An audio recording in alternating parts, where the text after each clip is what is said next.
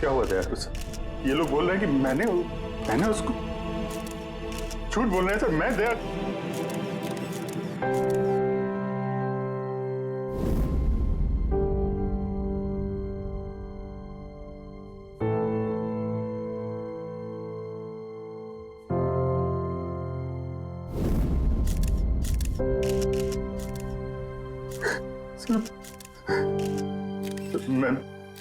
मुझे पता नहीं सर। मैंने कब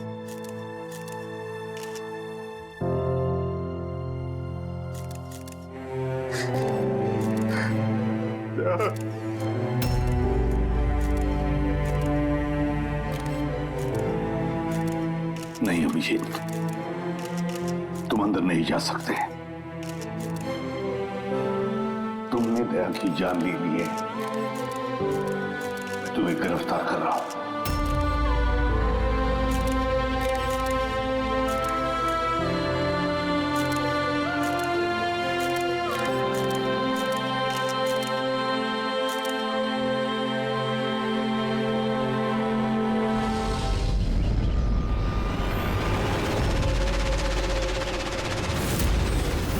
सर, जिसका खून हुआ है उसका नाम डीके है, एक प्राइवेट डिटेक्टिव। उसके मेड ने लाश देखी सुबह।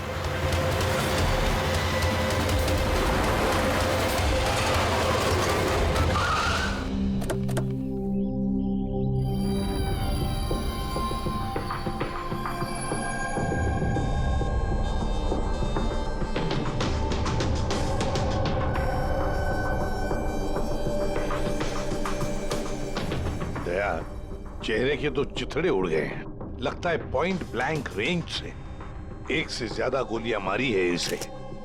सर, इस कमरे का सामान अपनी जगह पे है सर, बिखरा हुआ नहीं है। ऐसा लगता नहीं है कि यहाँ पे हाथापाई हुई है।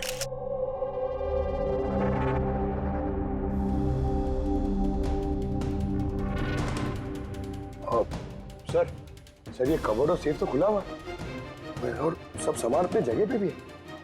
ऐसा लग रहा है कि इसको किसी ने हाथ ही नहीं लगाया।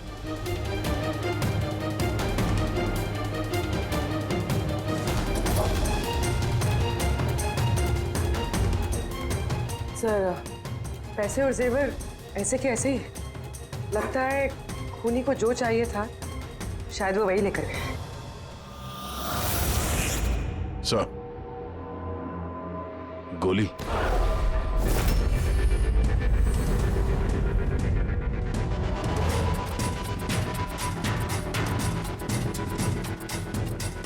तीन गोलियां चली है दया।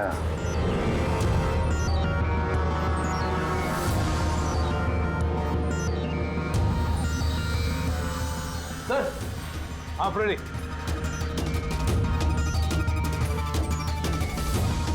सर, ये खिड़की के कांच निकाले हुए हैं, मतलब खूनी यहीं से अंदर घुसा है। हाँ, काम करो फ्रेडी, फिंगरप्रिंट्स उठा।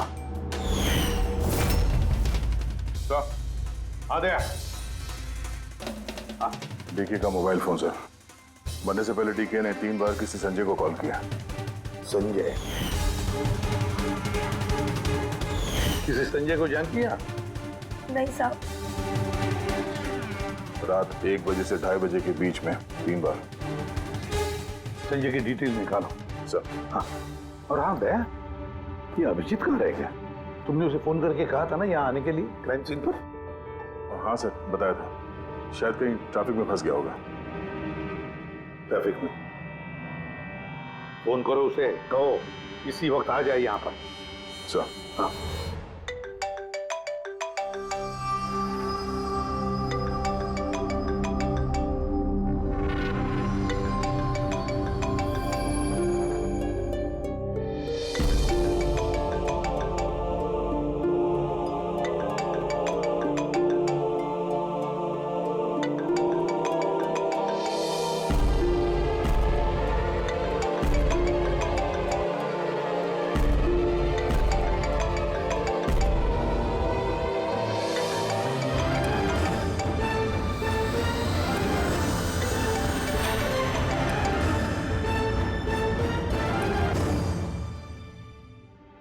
अदय, क्या बोल रहा है अभिजीत? कहाँ है वो? सर वो तबीयत थोड़ी खराब है उसकी, वो डॉक्टर के पास जाएगा और शायद वहां से सीधे ब्यूरो पहुंचेगा। कोई प्रॉब्लम है? नहीं सर, कोई प्रॉब्लम नहीं। समझ में नहीं आता, ये अभिजीत दिल्ली से आने के बाद कुछ अजीब सा बर्ताव कर रहा है।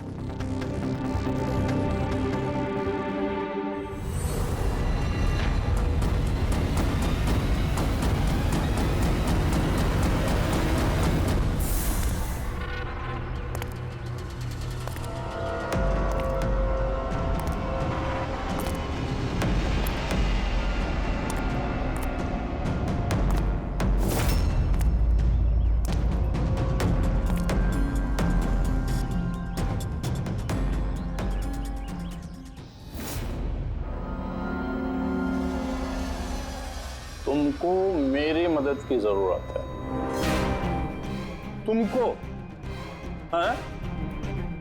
अरे भाई, तुम तो खुद एक सीआईडी ऑफिसर हो। हाँ, लेकिन ये काम मैं खुद नहीं कर सकता। चलो ठीक है, कर देंगे मदद। तू भी क्या याद रखेगा?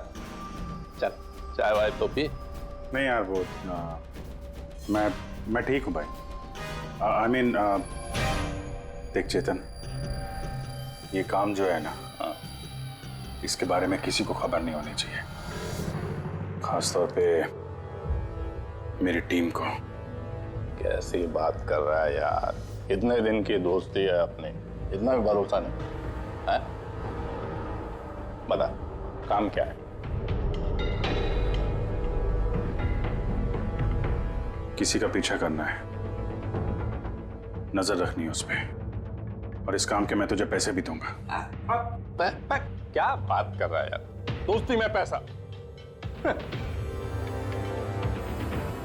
चल ठीक है, तेरा इच्छा है तो दे देना पैसा। वैसे पीछा किसका करना है?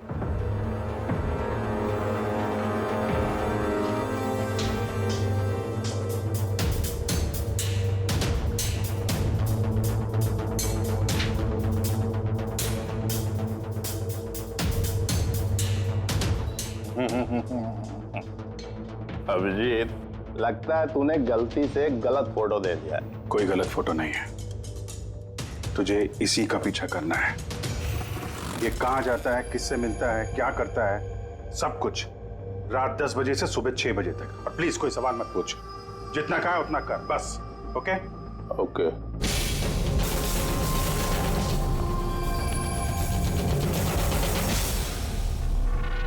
या तो अभिजीत पागल हो गया है, या बहुत बड़ा कोई गेम चल रहा है।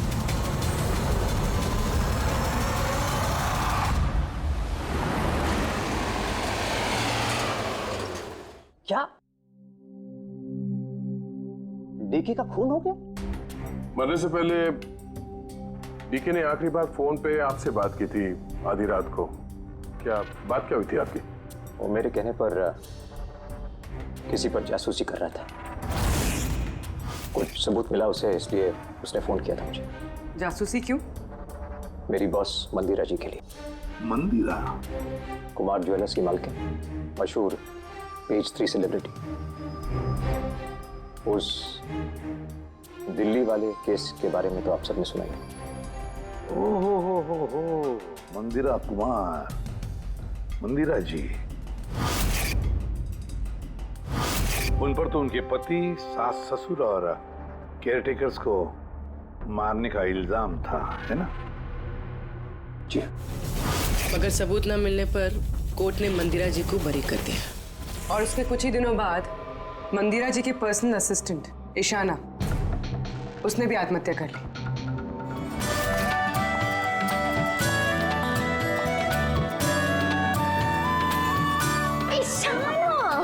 हाय मारिया, तू आज भी लेट हो गई ना? जल्दी जाओ, संजय सर तुम्हारा वेट कर रहे कब से। गॉड, संजय सर इतनी जल्दी क्यों आ गए?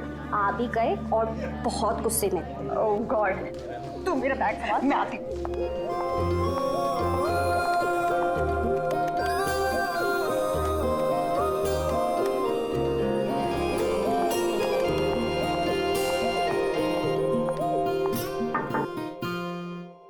May I come in, sir? Come in. Sorry, sir. Sorry, sir. Sorry, I'm so sorry. What is this, Ishana? ये कोई टाइम है ऑफिस आने का? सर ट्रैफिक बहुत ज्यादा था। और ट्रैफिक? ये क्या रोज रोज का एक्सक्यूज है तुम्हारा? इस ऑफिस में बाकी लोग भी इसी ट्रैफिक में आते हैं ना? हाँ बोलो कुमार। नहीं, 30 दिसंबर के पहले कुछ नहीं हो सकता है। अरे तुम जानते हो यार, 30 दिसंबर को मंदिरा मैम का इवेंट है मुंबई में। उसके पहले जो कुछ भी होगा उसके बाद होगा। हाँ हाँ।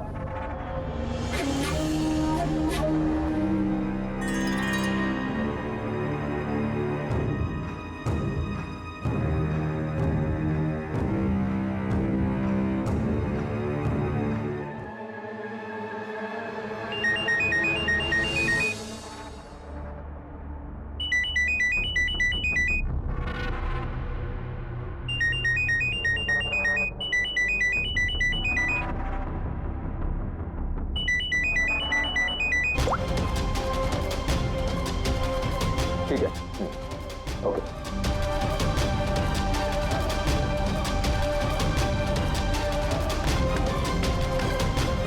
क्या हुआ? हाँ?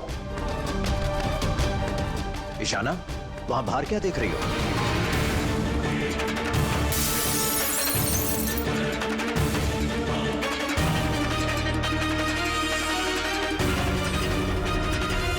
मेरे ही कैबिन की खिड़की से कूदकर आत्महत्या की थी उसने।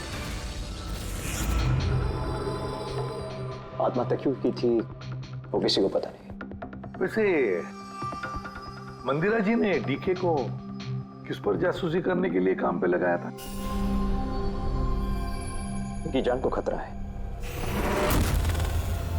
डीके वही पता लगाने की कोशिश कर रहा था। जान को खतरा किससे? दरअसल कोर्ट से बरी होने के बाद कोई मैम को धमकियां दे रहा था। ये धमकियां फोन पर ही? जी हाँ, फोन पे भी, अनजान नंबरों से और टाइप किए गए चिट्ठियों से भी। मैम दोबारा पुलिस के चक्करों में पड़ना नहीं चाहती थी, इसलिए डीके को हायर किया था उन्होंने।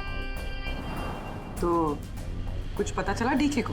उसके हाथ कुछ सबूत तो लगा था कि उसने एक पेन ड्राइव में सेव करके रखा था। वो पेन ड्राइव वो मुझे देना चाहता था, इसलिए दिल्ली से मुंबई आया था मैं। तो डीके के घर में उसका लॉकर खुला हुआ था, तो कहीं उस लॉकर से ये पेन ड्राइव चोरी तो नहीं हुआ था? हो सकता है दया। उसके घर में हमें एक लैपटॉप भी मिला सर, शायद उससे कुछ पता चल जाए। मंदिरा ऐसे कैसे कर सकती है? उसने अकाउंट फ्रीज कर दिया। वो भी आपको समझते क्या है? अब सब कुछ उनकी मर्जी से होगा। ये लोग कौन है? सीआईडी।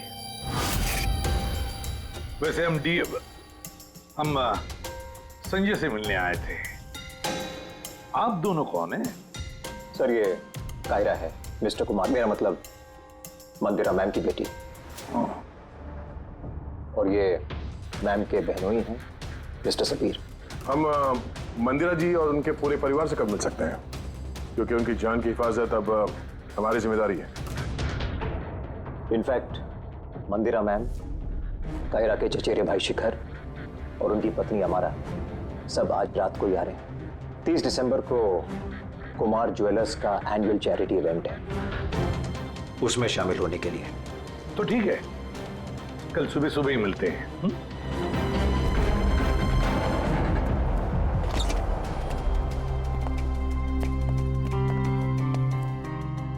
ये सब क्या है? और सीआईडी हमारे पर्सनल मामले में दखल क्यों दे रही है?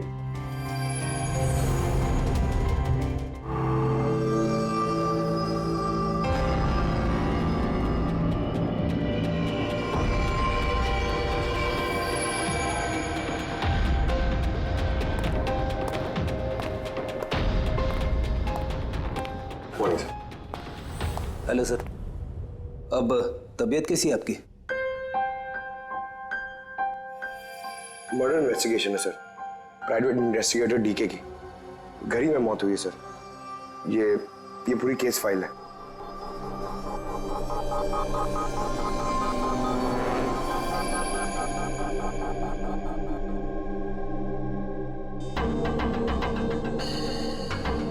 सर, ये तस्वीरें उसके घर की हैं। घर की तस्वीर है, उसी के घर की तस्वीर है, और यहीं पे इसका मर्डर हुआ है ना?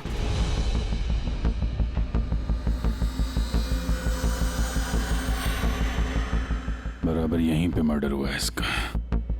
पंकज, ये क्या पूछ रहे हैं हमसे? हमने अभी अभी तो यही बताया।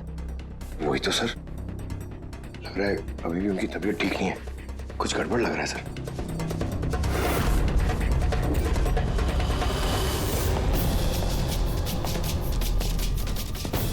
अभिजीत,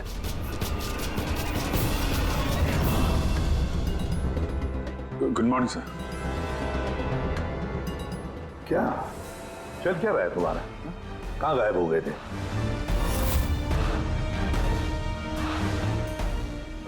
अरे अभिजीत, तुम्हारी तबीयत खराब थी ना, तो डॉक्टर के पास जाना था, यहाँ क्यों? हाँ सर, वो कुछ दिनों से थोड़ी गड़बड़ चल रही है सर, पर अब ठीक है। I am better now. या गड़बड़ चल रही थी। सर, डीके संजय को जो पेन ड्राइव देने वाला था, तो उसका जो डेटा है वो हम हासिल करने का एक तरीका है सर। पेन ड्राइव तो मिला नहीं ना दे, तो फिर डेटा कहां से लाओगे? सर है ना, एक तरीका है, वो हम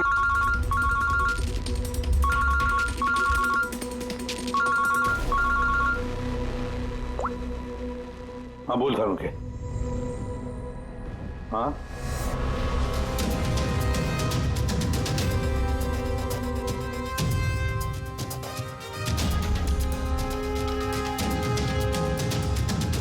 है सर।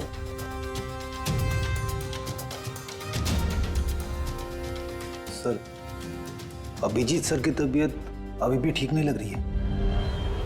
क्यों? सर उन्हें केस के बारे में समझा रहे थे, लेकिन वो हमारी तरफ सुन ही नहीं रहे थे सर, अपने में ही कहीं घूम थे। डैडी सर, मंदिरा केस के बारे में सारी डिटेल्स निकालनी है, न्यूज़पेपर्स पे, टीवी पे जो भी आया है सब।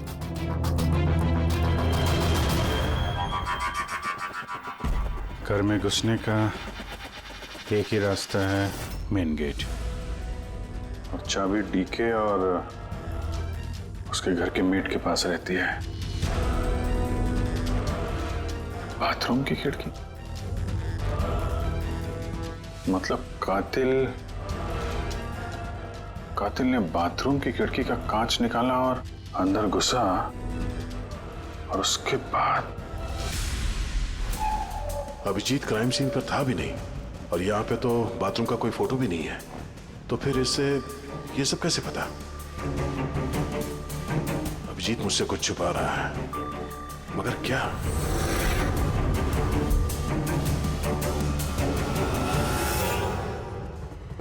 डीके के कंप्यूटर से जो डेटा डिलीट हुआ है वो उसके ऑनलाइन अकाउंट से निकाला जा सकता है, बस एक बार ये पासवर्ड मैच हो जाए।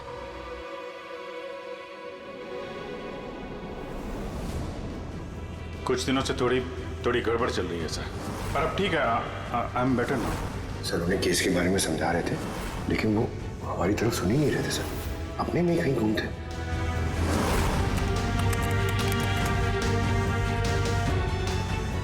यस सर पासवर्ड मैच हो गया।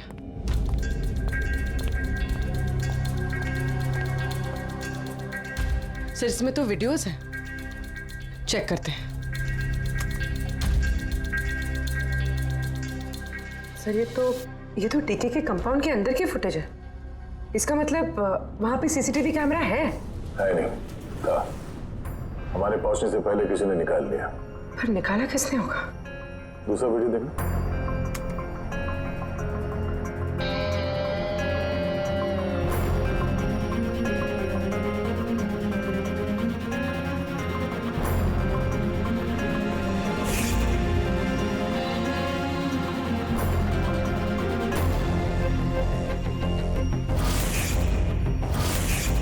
ये कैसे हो सकता है?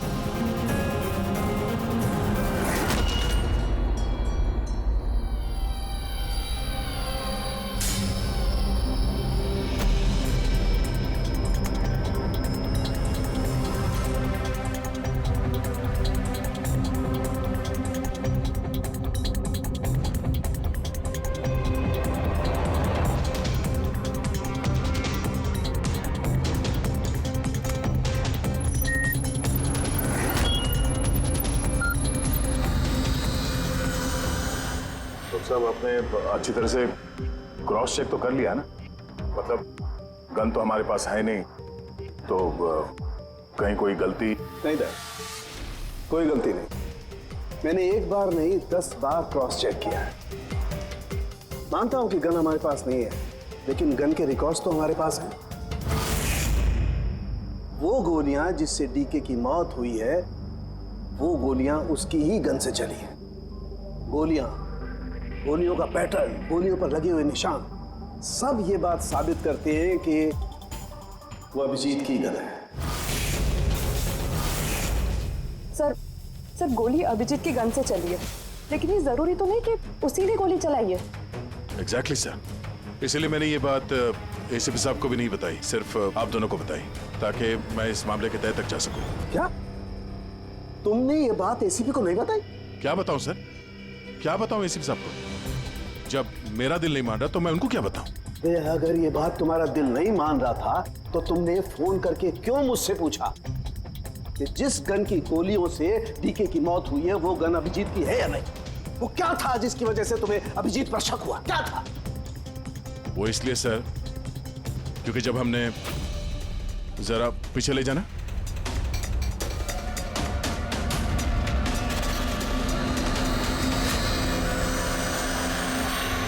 अभिजीत डीके के घर में?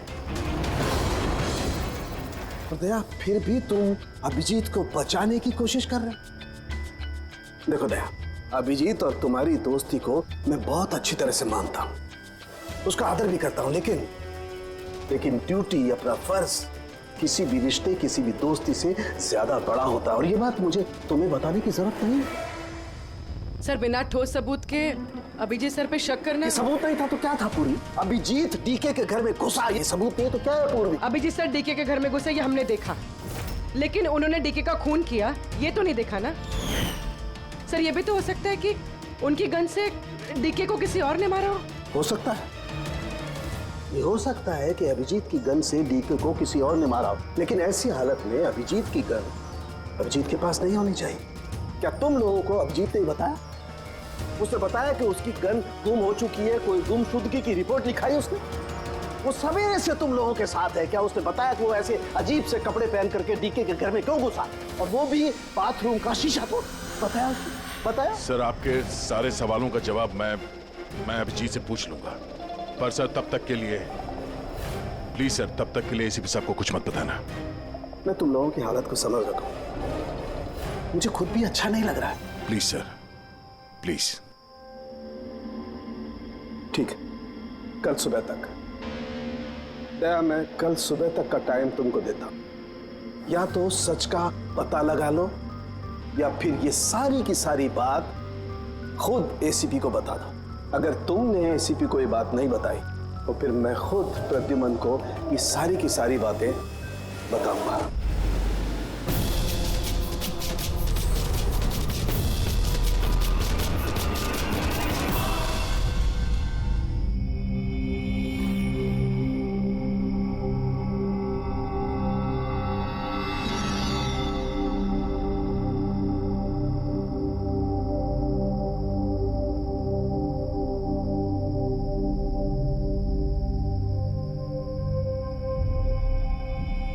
आधा घंटे से ऊपर हो गया, 10 का 10:30 बज गया, अभी तक आया ही नहीं। पूरी रात यहाँ लगता है इंतजार करवाएगा।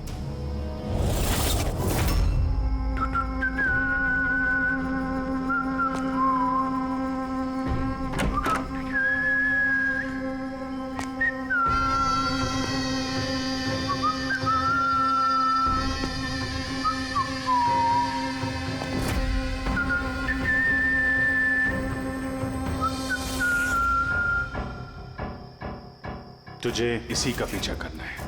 ये कहाँ जाता है, किससे मिलता है, क्या करता है, सब कुछ रात 10 बजे से सुबह 6 बजे तक। ये अभिजीत है? इसको क्या हुआ? ये हुलिया क्या बना रखा है इसने?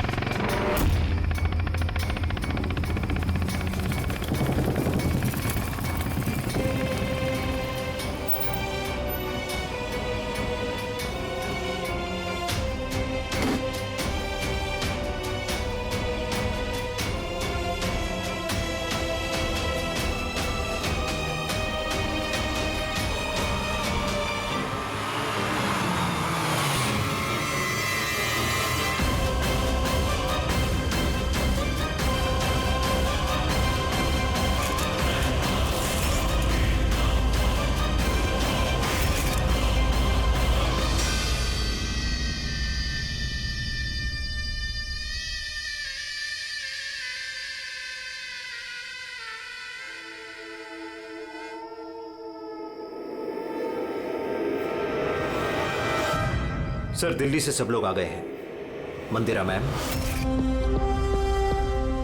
अमारा मंदिरा के देवर की बहू, कायरा मंदिरा की सौतेली बेटी, सबीर मंदिरा का बहनोई, शिखर मंदिरा के देवर का बेटा। आइए मैम, ये है सीआईडी की टीम। एसीपी साहब। अच्छा हुआ आप लोग आ गए।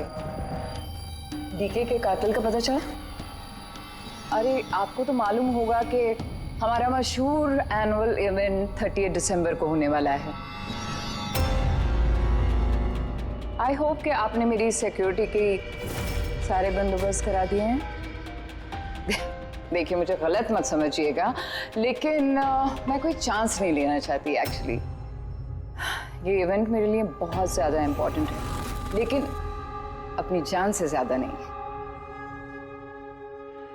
क्या आपको पूरा यकीन है कि आप मेरी हिफाजत कर पाएंगे? और डीके के केस में क्या प्रोग्रेस हुई? उसकी तहकीकात कहाँ तक पहुंची? वो सब जानने की आपको कोई जरूरत नहीं है मंदिरा जी। रही बात आपकी सुरक्षा की, वो हमारी जिम्मेदारी है। How interesting. भाभी जी, आपको डर लग रहा है मंदिरा जी को? भाई, जिसका कानून भी आज तक कुछ नहीं बिगाड़ पाया, मानना पड़ेगा उस इंसान को जिसने आपको डरा दिया। शायद उसे पता नहीं होगा ना इनके बारे में कि ये क्या क्या कर सकती है। क्या आपको भी लगता है कि मैंने अपने पति और बाकी लोगों को मारा है? देखिए मंदिरा जी, आप पर जो भी आरोप है उससे हमें कुछ लेना देना नहीं है। कोर्ट ने आपको बरी कर दिया है और हम कोर्ट के फैसले का सम्मान करते हैं। आप सिर्फ इतना बताइए, आपको किस पे शक है?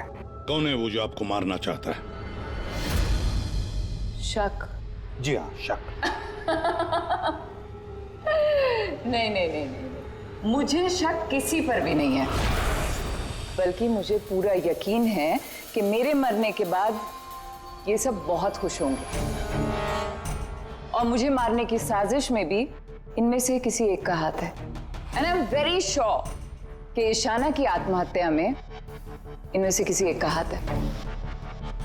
अब आप ही बताइए, इतने प्यारे अच्छे रिश्तेदारों के होते हुए मुझे दुश्मन की क्या जरूरत है? मॉम प्लीज, आप फिर से अपना ये इमोशनल ड्रामा शुरू मत कीजिए। यहाँ ऐसा कोई क्रिमिनल नहीं है जो आपको मारना चाहेगा। राइट। खुद को बेगुनाह और बाकी सबको विलन समझना, ये तो भाभी की पुरानी आदत है। आई स्वेयर मैंडी, मुझे तो इस कहानी पे यकीन ही नहीं है। कौन मारना चाहता है तुमको और किसने धमकियां दी हैं? कहाँ है वो धमकी भरे खत? हाँ मंदिरा जी, कहाँ है वो खत? वो मुझे याद नहीं, मैंने फेंक दिए। सी, आई न्यू कि आप यही बोलोगे। सो कन्वीनियंट। बस हो गया। आप लोग एक दूसरे पर कीचड़ उछलना बंद कर दीजिए। और एक बात अच्छी तरह से याद रखिए, हमें सब पर शक है। और जब मैं सब पर कहता हूं, उसका मतलब है आप सब पर शक है। आप सब पर। और एक बात, हमारी परमिशन के बगैर आप ये शहर छोड़ नहीं सकते। कोई भी शहर छोड़कर नहीं जाएगा। अगर जरूरत पड़े तो हम आपको दोबारा बुला लेंगे। Thank you very much. Thank you.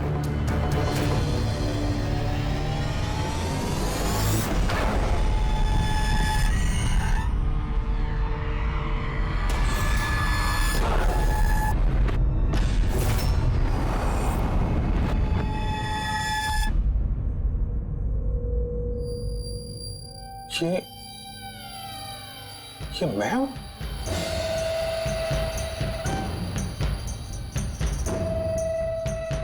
ये कपड़े पहन के घूम रहा था।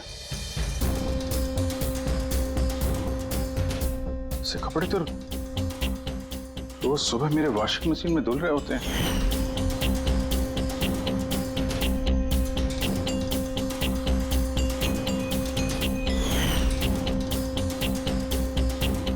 पर ये जूते, यार ये जूते गंदे रहते जैसे मैंने इन्हें पहना हो। लेकिन मुझे याद नहीं मैं ये कपड़े कब पहनता हूं। सच में मुझे क्या हो रहा है मेरे साथ? ये कार में कौन है? ये किससे बात कर रहा हूं मैं? कौन है कार में? नहीं, मैंने नहीं देखा। तुम बात कर रहे थे, तुम्हें पता होगा। और तुम कल तो मुझे पहचाने ही नहीं।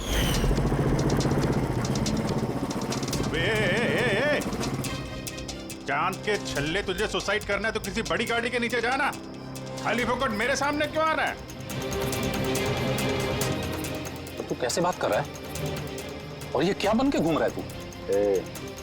ये अपुन का स्टाइल है, टोनी का स्टाइल। तू कौन? मैं कौन? मुझे नहीं पहचानता है? और ये टोनी कौन है? अरे टोनी अपुन है, और कौन? यार अभिजीत, देख यार, किसी केस के सिलसिले में तू ऐसा कर रहा होगा तो मुझे बता दे यार। डरा मत भाई। अदरा अदरा कौन अभिजीत? कौन सा केस? ये तू क्या बोल रहा है ना, मेरे भेजे में कुछ घुस नहीं रहा, समझा? टोनी नाम है मेरा, टोनी। टोनी से पंगा नहीं लेने का, समझा? चलावा आने दे और टोनी को जाने दे।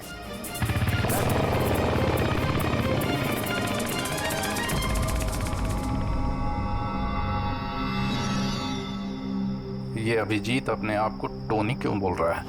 टोनी? कौन कौन टोनी? सच में तेरे को कुछ भी याद नहीं है? नहीं, मुझे कुछ याद नहीं। सच कह रहा हूं मैं। मतलब तू कार में उन लोगों से बात कर रहा था, उसके बाद तू गेस्ट हाउस के अंदर गया। Guest house? हाँ, फिर थोड़ी देर बाद तू बाहर आया। मैं गेस्ट हाउस के अंदर गया? मैंने अंदर क्या किया है? तूने देखा कुछ किया मैंने? मैं कैसे देख सकता हूं? मैं तो बाहर था ना। क्या हो रहा है? मुझे वहां जाना होगा। कहाँ है? कौन सा गेस्ट हाउस है ये? हैं?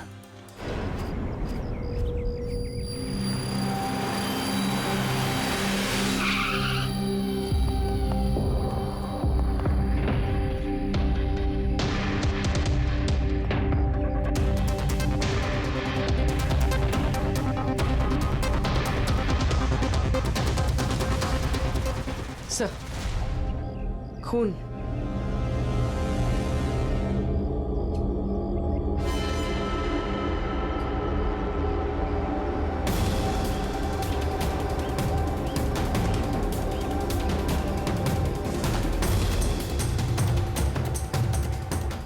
अभिजीत,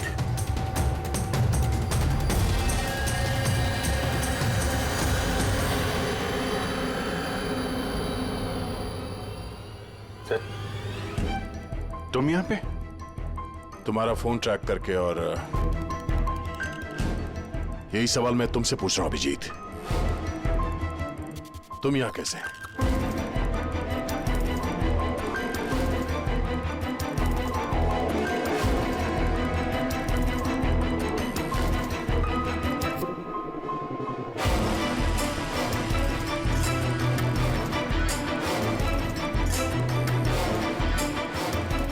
नहीं, ये मैं बताता हूँ दया, यहाँ पे क्या हुआ। अभिजीत, यहाँ पे क्या हुआ वो तो हमें दिख रहा है, तुम बताओ किसने किया ये? हाँ? तुमने इन दोनों को मारा? मैंने? अभिजीत, मैं तुमसे कुछ पूछ रहा हूं। तुमने मारा इनको?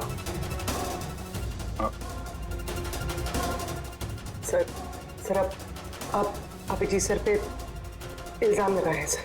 मुझे इल्जाम लगाने की जरूरत नहीं है पूर्वी, तुम देखने रही हो यहां दो लाशें पड़ी हैं खून से लथपथ, और सीआईडी ऑफिसर अभिजीत लाशों के बीच से ये बैज उठा रहा है, या यूं कह लो कि सुराग चुरा रहा है। अभिजीत, मैं फिर पूछ रहा हूं तुमसे, मुझे तुम्हारे साथ अपराधियों जैसे बर्ताव करने पे मजबूर मत करो। तो क्या करूं मैं? क्या बोलूं मैं? अगर मैं बोलूं कि मैंने ये नहीं किया तो मानोगे? अगर मैं कहूं कि मुझे पता नहीं कि मैंने किया है या नहीं, आई नो मैं अनर्गल बोल रहा हूं, लेकिन तुम लोग तो मुझे जानते हो ना। अभिजीत, यहां मेरे सामने जो सबूत पड़े हैं उनको देखकर हम कुछ कह नहीं सकते। मुझे अपना फर्ज निभाना होगा।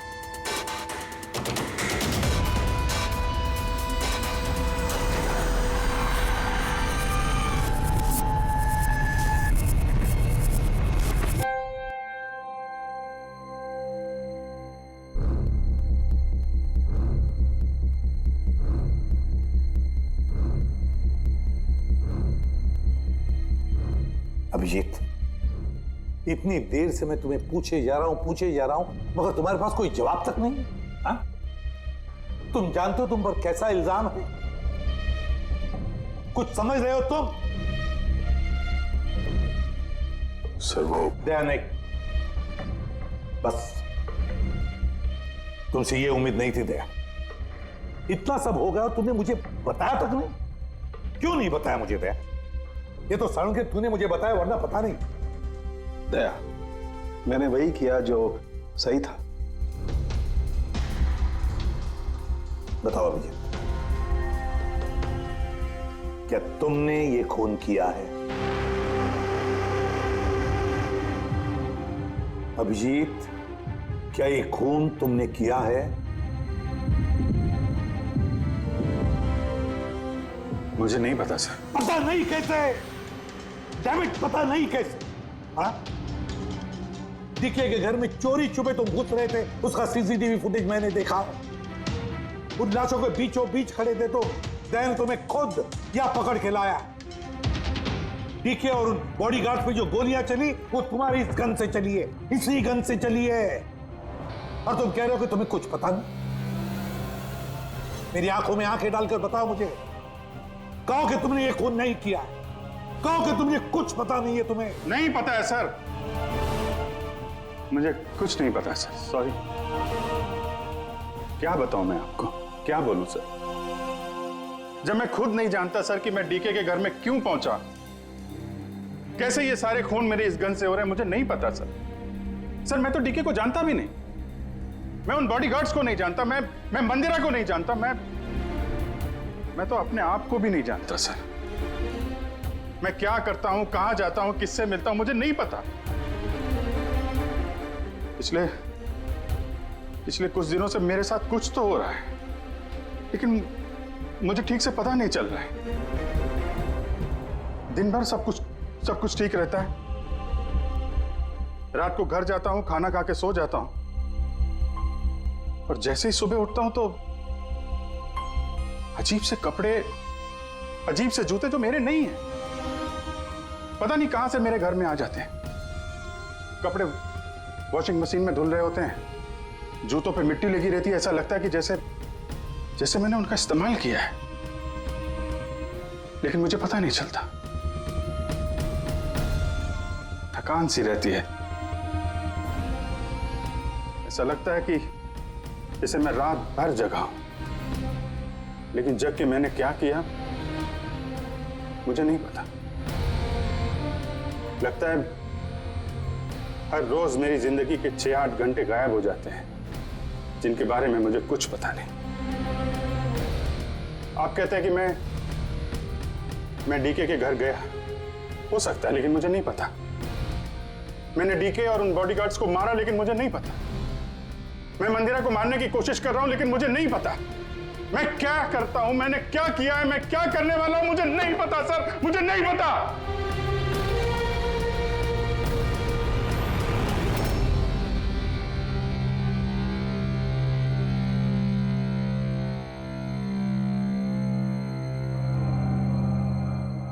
देखो अभिजीत, इस वक्त तुम खुद के लिए और दूसरों के लिए भी खतरनाक हो। मैं तुम्हें खुला नहीं छोड़ सकता। मैं तुम्हें नजर कैद में रख रहा हूं, और दया तुम पर नजर रखेगा।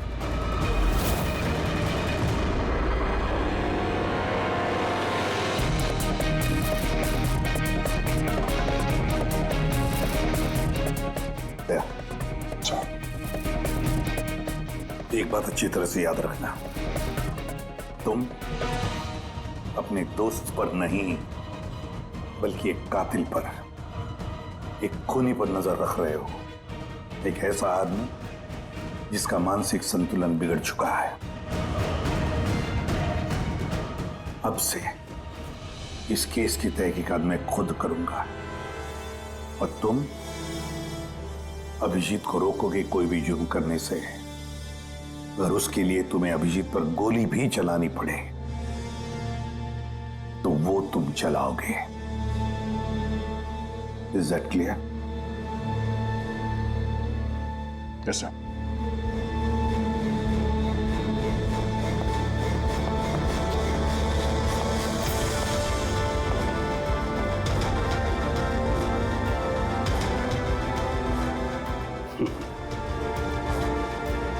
हथकड़ी लगा दो यार।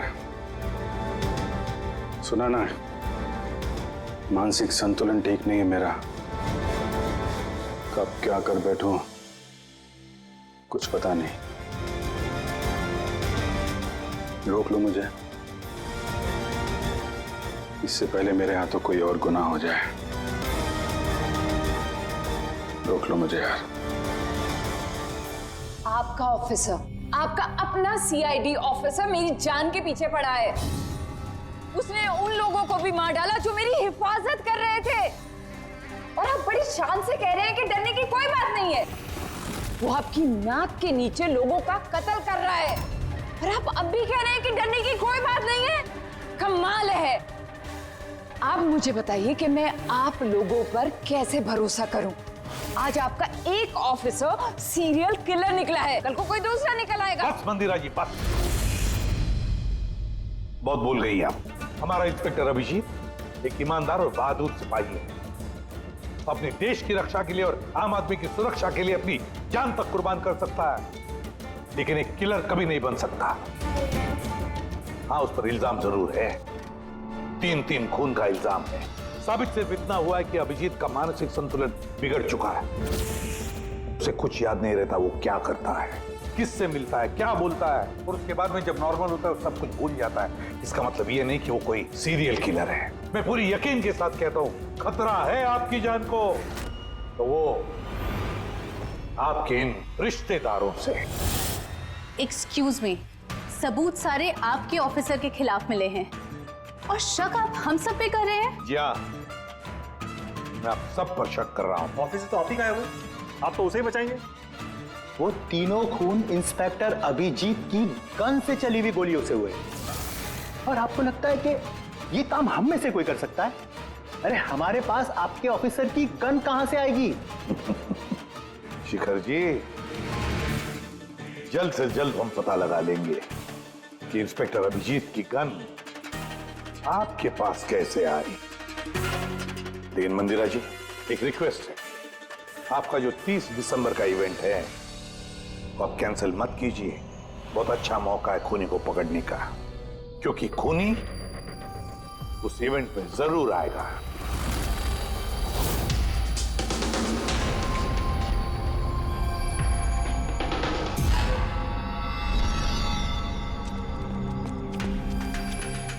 सर हाँ संजय, क्या बात है? आप अभिजीत सर के बारे में कुछ कह रहे थे कि उनके जहन में कोई और शख्सियत घुस जाती है, याददाश्त उनकी, मतलब उन्हें रात के कुछ घंटे याद नहीं रहते। हाँ, तो बिल्कुल ऐसा ही, एग्जैक्टली ऐसा ही किसी और के साथ भी हुआ था। किसके साथ? हाँ सर, ईशाना। ईशाना? जिस दिन उसने आत्महत्या की उसके कुछ दिन पहले से बिल्कुल ऐसा बर्ताव करने लगी थी वो। क्या? बस अजीब सी हो गई थी वो, खोई खोई रहती थी। जिस दिन आत्महत्या की उसने, उसके कुछ दिन पहले से एक अजीब सा रिंगटोन लगा रखा था उसने अपने फोन पर, और फिर उस दिन अचानक से वो रिंगटोन बजने लगा और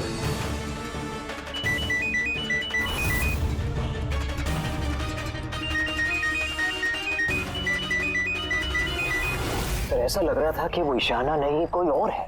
सर अभिजीत सर भी तो दिल्ली से आने के बाद इस तरह से बिहेव कर रहे हैं। हाँ, ईशाना, अभिजीत, दिल्ली, ये तीनों का कोई ना कोई कनेक्शन जरूर है। कुछ ना कुछ तो गड़बड़ जरूर है, कुछ ना कुछ तो है।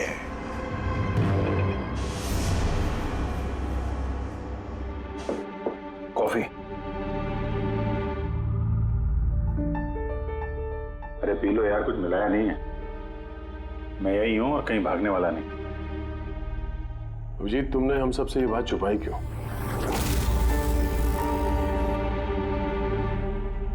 छुपानी पड़ी यार, क्या करता। मुझे कुछ समझ में नहीं आ रहा था कि मैं क्या करूं, मेरे साथ क्या हो रहा है। मैं खुद ही कंफ्यूज हूं, तो मैं उसमें तुम्हें क्यों फंसाऊं यार, इसलिए, और कोई बात नहीं है। मुझ पे भरोसा नहीं रहा या मुझे इस लायक नहीं समझते कि मैं तुम्हारी कोई मदद कर सकता हूँ? क्या यार, कैसी बात कर रहा है यार, ऐसा कुछ नहीं है। तो फिर कैसी बात है? मुझे तो ये लगने लगा है कि मैं तुम्हें जानता भी नहीं हूँ। इस वक्त मैं यहाँ बैठकर जिस आदमी से बात कर रहा हूँ वो अभिजीत है या फिर कोई टोनी।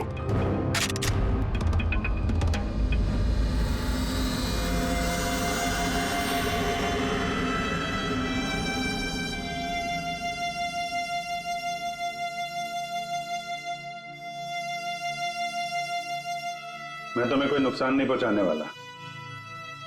अभिजीत हूं या टोनी, सपने में भी नुकसान नहीं पहुंचाऊंगा। गन दिखाने की जरूरत नहीं है। बात यह है ही नहीं कि तुम मुझे कोई नुकसान पहुंचा सकते हो या नहीं। बात यह है कि मैं यहां सिर्फ अपनी ड्यूटी कर रहा हूं और मैं कोई चांस नहीं ले सकता। मैं तो तुम्हें शायद जानता भी नहीं हूं।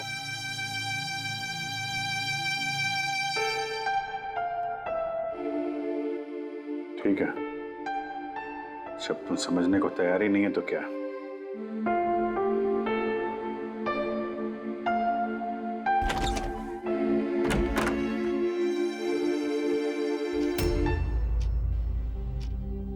तो डॉक्टर महेश, हमने आपको सारी बात बता दी। अब आप बताइए, आपको क्या लगता है? देखिए, अभी अभी आपने जो कुछ भी मुझे कहा ये अभिजीत और ईशाना के बारे में, उससे एक बात तो बिल्कुल साफ है कि दोनों की कंडीशन एक जैसी है, आर्टिफिशियली इंड्यूस स्प्लिट पर्सनैलिटी।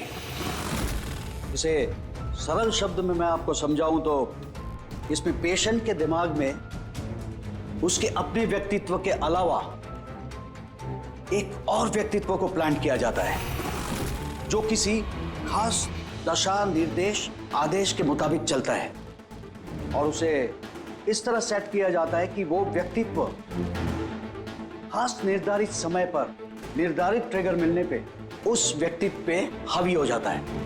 और जितनी देर ये हावी रहता है वो पुराने व्यक्तित्व के बारे में ना तो कुछ जानता है और ना ही उसे पुराने व्यक्तित्व के बारे में कोई भी चीजें याद रहती हैं। ये इंसान का दिमाग है।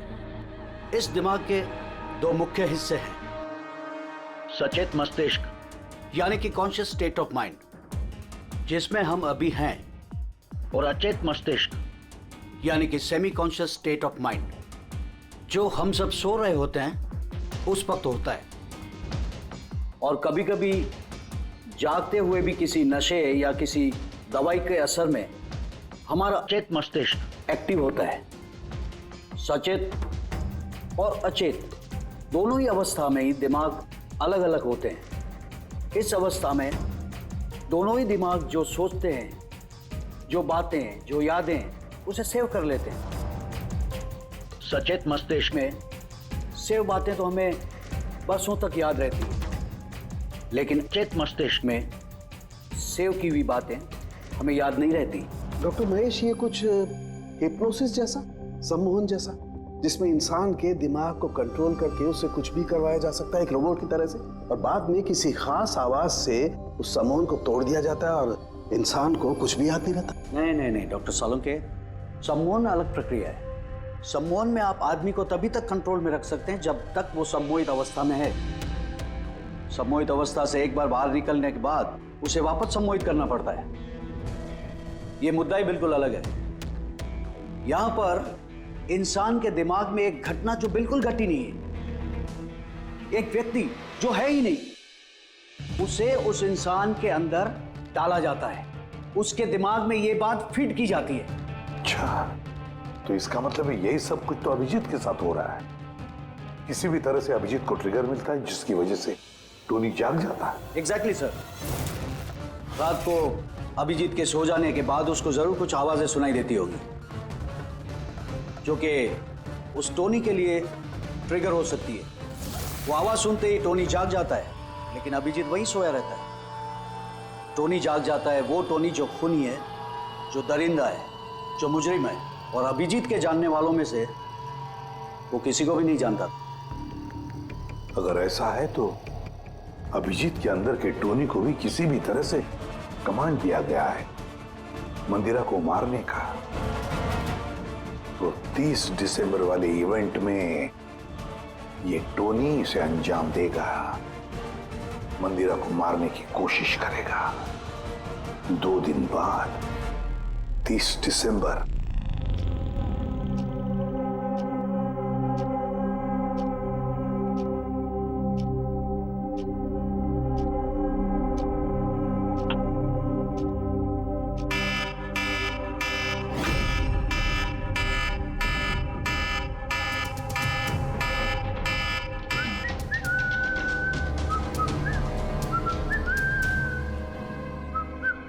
अभिजीत, अभिजीत, कहाँ हो?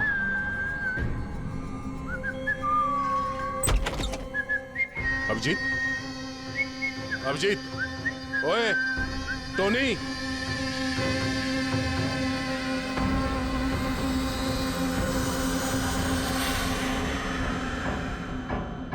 कौन है तू?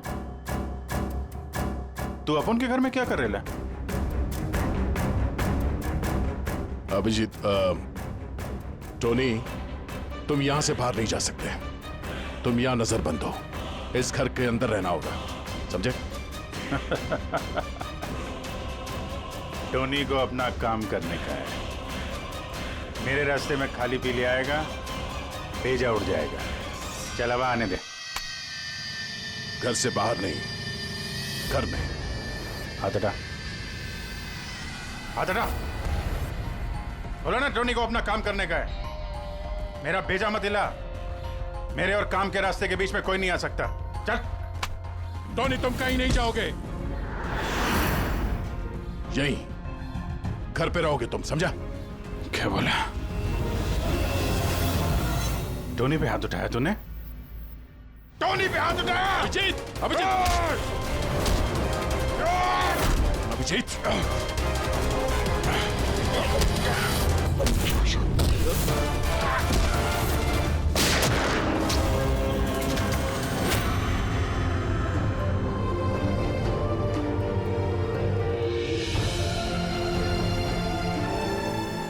सरदे, क्या हुआ था?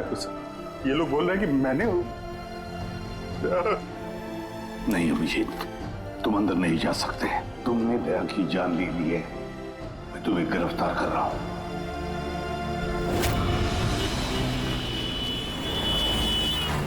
ईशाना के फोन रिकॉर्ड्स में डॉक्टर तानिया का नाम कई बार है। आप में से कोई जानता है डॉक्टर तानिया को? आत्महत्या करने से पहले वो डॉक्टर तानिया से मिली थी क्या? ये डॉक्टर तानिया कहीं डेंटिस्ट तो नहीं? ईशाना मरने से पहले कई बार एक डेंटिस्ट से मिली थी। मुझे नाम तो नहीं मालूम, पर हो सकता है ये वही हो। जितना मुझे लगता है ये कोई डेंटिस्ट तो नहीं है। कुछ दिनों पहले सीआईडी ऑफिसर अभिजीत यहाँ रुके थे। Yes ma'am. उस पूरे हफ्ते में यहाँ जो कोई भी रुका था उन सब की लिस्ट चाहिए। और उनके स्टे के दौरान इस लॉबी की सीसीटीवी फुटेज भी देखनी है।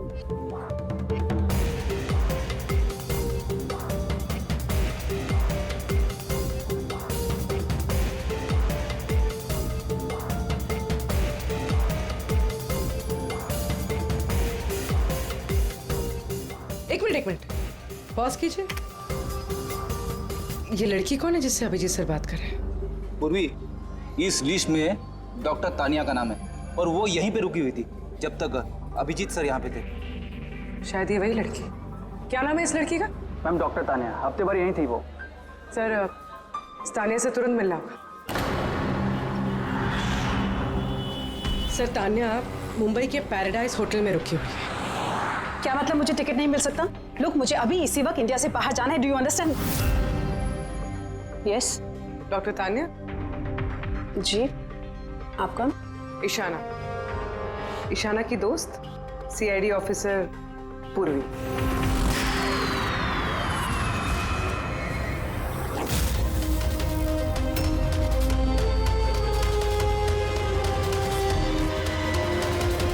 भागना बड़ा मुश्किल है। कहाँ भाग रही है तानिया जी? क्या चाहते क्या है आप लोग? अभिजीत के साथ क्या किया तुमने?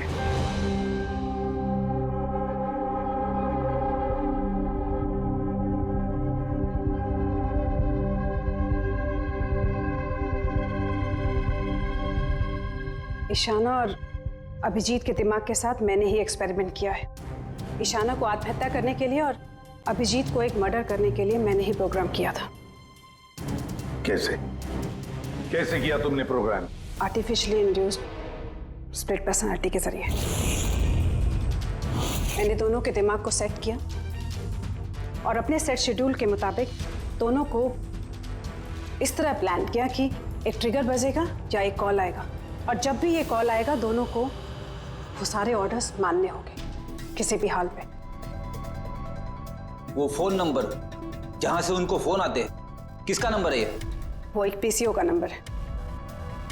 ईशाना ने मुझे ये नंबर दिया था अभिजीत के दिमाग में फीड करने के लिए। क्या कहा तुमने?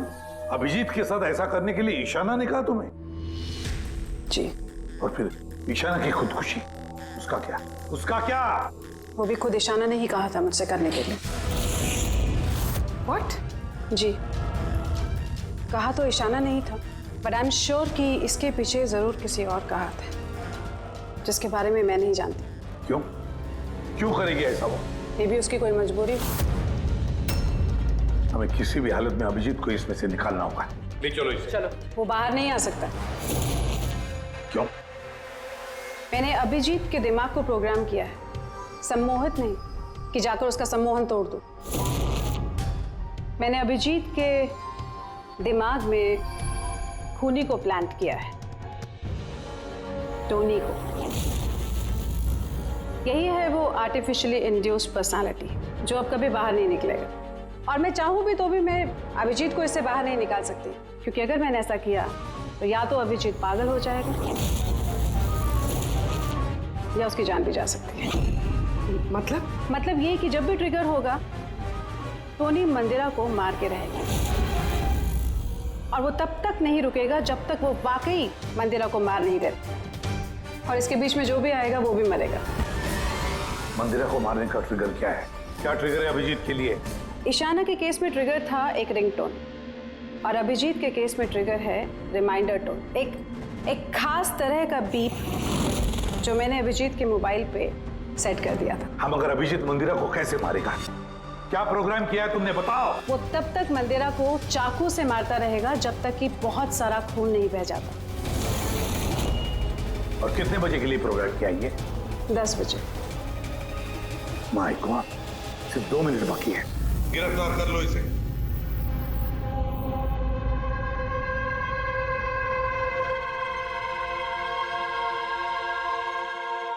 अभी जिंदगी में नहीं सोचा था सर कि आपके ऊपर मुजरिमों की तरह नजर रखनी पड़ेगी।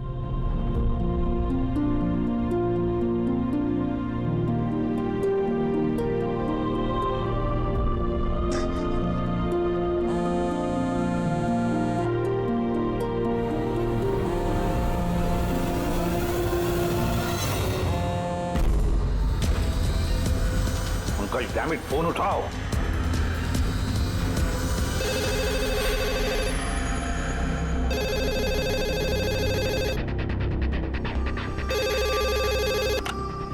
हेलो पंकज, कहाँ थे तुम? मोबाइल क्यों नहीं उठा रहे थे? सॉरी सर, मेरा फोन साइलेंट पे था। इधर ही हूँ सर, अभिजीत सर के पास। सुनो मेरी बात, अभी के अभी जाके अभिजीत का फोन स्विच ऑफ करो। क्या सर? फोन स्विच ऑफ करो? फोन स्विच ऑफ करो, जैसे मैंने कहा वैसे करो, अभी इसी वक्त। अभिजीत सर का फोन? पंकज तुम सवाल क्यों कर रहे हो? अभी के अभी जाके फोन बंद करो। देखो बिल्कुल वक्त नहीं है हमारे पास, नहीं तो अभिजीत का टोनी बन सकता है। अभी जाओ जल्दी।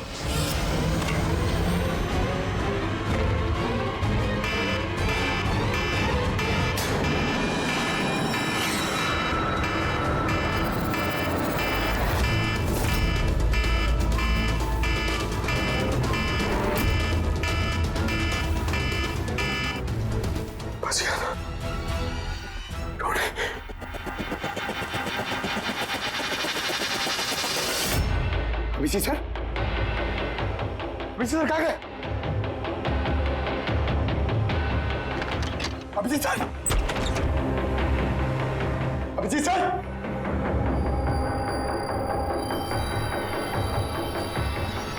टोनी को बंद करके रखेगा, हाँ? टोनी को पकड़ेगा तू? टोनी को? जो भी टोनी और मंदिरा के बीच में आएगा वो मरेगा।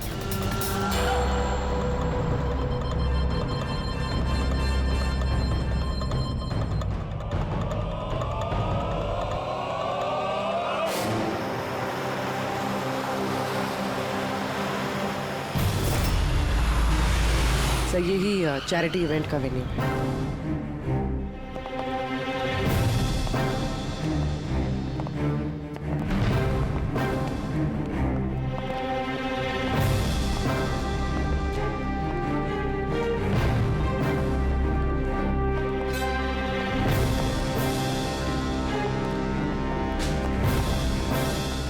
आप लोग रुक जाइए प्लीज।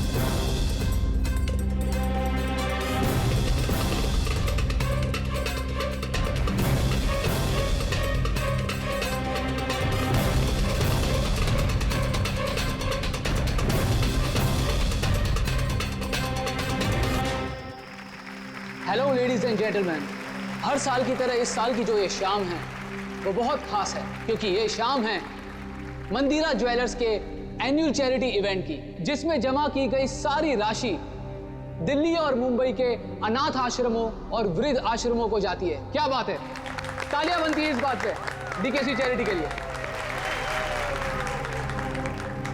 हर साल की तरह इस साल भी जो हमारी मुख्य अतिथि है वो और कोई नहीं है बल्कि मिसेस मंदिरा खन्ना है। तो आइए दोस्तों, आप सभी की जोरदार तालियों के बीच हम स्वागत करते हैं मिसेस मंदिरा खन्ना का। Mrs Mandira Khanna.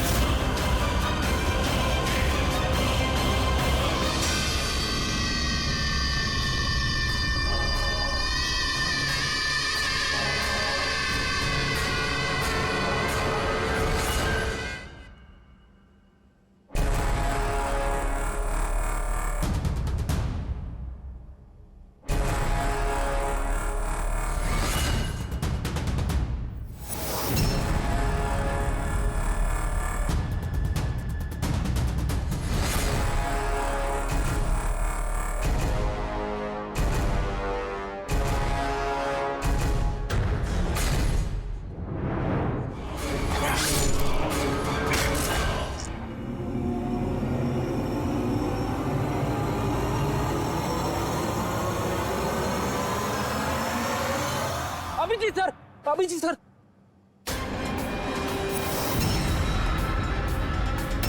Sir, sir. Light on. Sir, sir. अब जी ठीक है सर, जल्दी से हॉस्पिटल ले चलो, जल्दी आओ।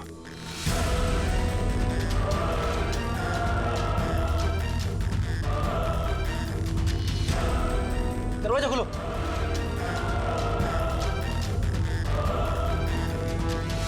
मंदिरा जी, टोनी ने अपना मिशन पूरा किया, मंदिरा जी को मारने का। वैसे हम पर भरोसा करने के लिए बहुत बहुत शुक्रिया मैम। ये आप लोग मुझे यहाँ क्यों लाए हैं? मुझे तो स्टेज पे होना चाहिए ना। मैडम, हमारा एक प्लान है। प्लान? पूर्वी,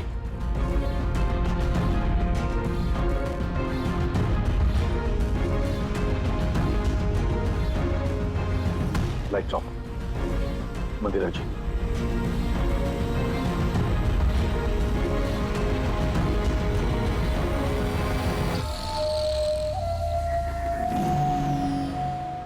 और आपकी हिम्मत की भी दाद देनी पड़ेगी।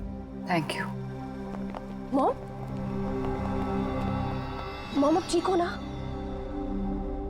ये सब क्या है? आप लोग हमें ग्रीन रूम में लॉक करके क्या हासिल करना चाहते थे? आखिर खूनी तो कोई और ही निकला ना। सर, आपने ये सब मॉम की जान को खतरे में डालकर किया। अगर सचमुच मॉम को कुछ हो जाता तो? ये तो वाकई बहुत बड़ा रिस्क था सर, बट आई होप अब खतरा टल गया।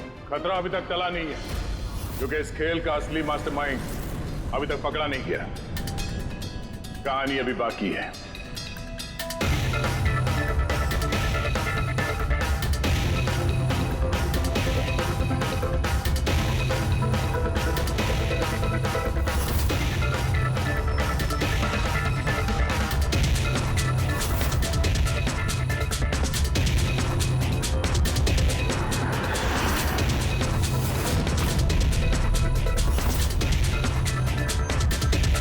क्या हुआ? मुझे देख के अच्छा नहीं लगा? कभी कभी कातिल तक पहुंचने के लिए हमें मरना भी पड़ता है। इसका मतलब इनके खून की खबर नाटक थी? मेरी मौत से कातिल बड़ा खुश था कि वो कामयाब हो गया और उसी समय का हमने फायदा उठाया। हम मंदिरा जी को बचाने में लगे हुए थे और दया मास्टरमाइंड के पीछे लगा था। लेकिन असली मास्टरमाइंड है कौन?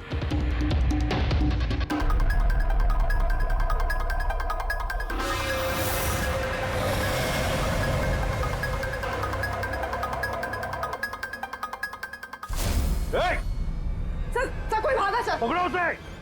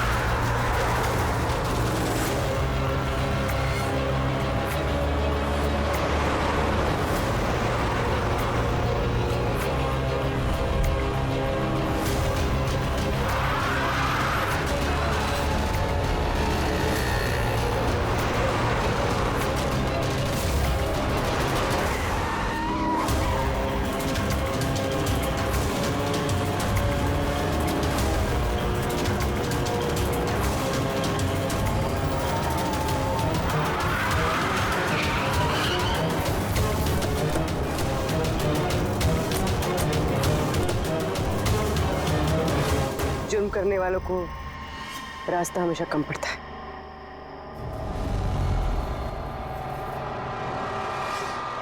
तुम ये सोच रही हो कि हमें कैसे पता चला कि खून तुमने किया? हमें ये तो पता था कि ये मास्टरमाइंड मंदिरा जी के अपने में से कोई है। इसलिए मेरी मौत के बाद सबसे पहले हमने ये पता किया कि आप में से वो कौन है जो अभिजीत को जानता था या फिर उससे मिला था। फिर मुझे याद आया कि क्राइम ब्रांच के सेमिनार के लिए अभिजीत दिल्ली गया हुआ था। उस सेमिनार में आने वाले लोगों की लिस्ट देखी मैंने तो मेरा ध्यान कायरा पे गया। क्रिमिनल साइकोलॉजी की स्टूडेंट कायरा। जब हमने डॉक्टर तानिया से पूछताछ की तो पता चला कि ईशाना ने उससे कहा था ये सब करने के लिए। उस वक्त ईशाना की मां सरकारी अस्पताल में एडमिट थी। उसके तुरंत बाद ईशाना की मां को 7 स्टार हॉस्पिटल में एडमिट किया गया और उसका सारा खर्चा मिस कायरा ने उठाया था। और सबसे बड़ा क्लू वो पीसीओ जिससे अभिजीत सर को फोन पे ऑर्डर्स मिलते थे। दया सर ने उस पर नजर रखी और वहां पर भी तुम दिखे। Okay fine, I give up. मान गई कि आप लोग बहुत स्मार्ट हैं, लेकिन सर इस बात से तो आप भी एग्री करोगे ना कि मैं भी बहुत स्मार्ट हूं? हाँ, स्मार्ट तो हो तुम। क्रिमिनल साइकोलॉजी की होशियार स्टूडेंट जो अपने सौतेली मां से अपने पूरे परिवार का खून का बदला लेना चाहती थी। लोगों के दिमाग से खेलना, उन्हें अपने चक्कर में फंसाना, ये इनकी खासियत है। तो मुझे लगा कि क्यों ना इन्हें की तरीके से मार दिया जाए। इसीलिए मैं ईशाना से मिली और फिर डॉक्टर तान्या से मदद ली। She was mad. She wanted to do an experiment. फिर मैंने ईशाना को बहुत समझाया। कई बार समझाने के बाद she was ready. उसने वो एक्सपेरिमेंट अपने ऊपर लिया। लेकिन somehow I was never convinced. मुझे हमेशा कंफ्यूजन रहता था कि वो नहीं कर पाएगी एक्सपेरिमेंट। फिर उसी दौरान मैं दिल्ली में अभिजीत से मिली और उनसे मिलने के बाद मुझे लगा कि इतने सच्चे और ईमानदार पुलिस ऑफिसर के होते हुए ये एक्सपेरिमेंट कोई और क्यों करे। फिर मैंने और डॉक्टर तान्या ने अभिजीत को मोहरा बनाया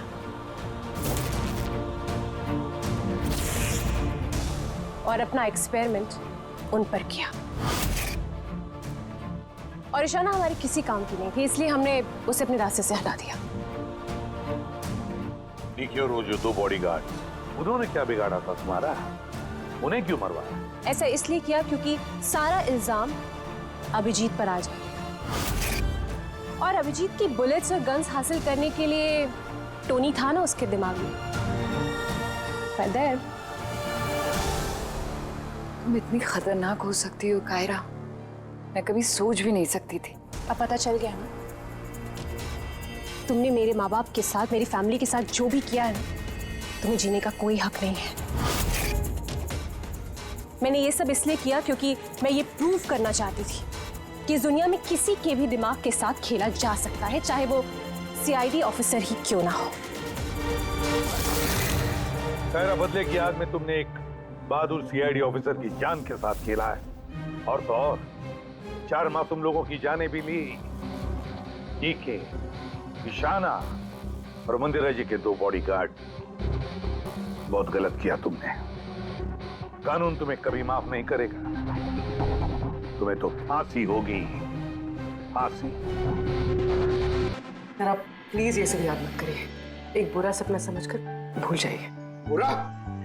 डरावना?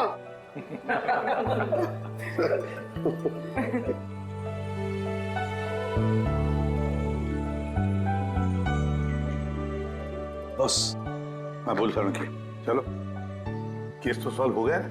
हाँ, केस तो सॉल्व हो गया, लेकिन क्या? बस अभिजीत के दिमाग में जो टोनी को प्लांट किया गया था, वो मकसद पूरा हो गया। अब उसे कोई ट्रिगर्स नहीं आएंगे, कोई कारा की आवाज सुनाई नहीं देगी, जिसकी वजह से अभिजीत टोनी बन जाता था। हाँ, लेकिन बॉस, लेकिन क्या? बॉस, बात यह है कि टोनी अभिजीत के दिमाग में से कभी नहीं जाएगा। क्या? टोनी अभिजीत की पर्सनैलिटी का हिस्सा बन गया है बॉस। कोई नहीं जानता वो कब, कैसे, कहां सामने आ जाएगा।